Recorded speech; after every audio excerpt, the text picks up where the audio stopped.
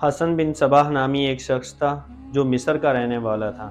اس نے اپنی جنت بنائی، اس کے اوپر مقدمہ چلا، اسے ملک سے نکال دیا گیا، تو اب اسے ایک جہاز میں بٹھایا گیا، بحری جہاز میں، جس کے ذریعے سے اسے مصر سے نکالا جانا تھا۔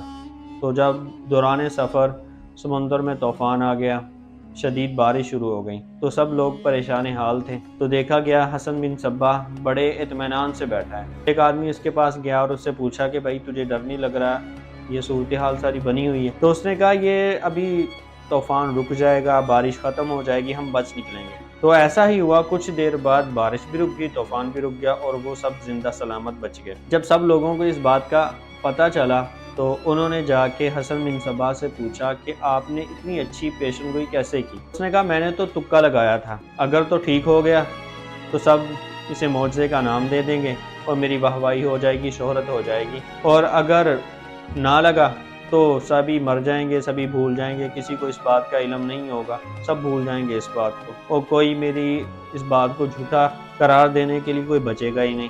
تو آج ہمارا حال یہی ہوا پڑا ہے کہ ہر بندہ تکے لگانے پہ ہے، لگ گیا تو ٹھیک، نہ لگا تو سبھی بھول جائیں گے۔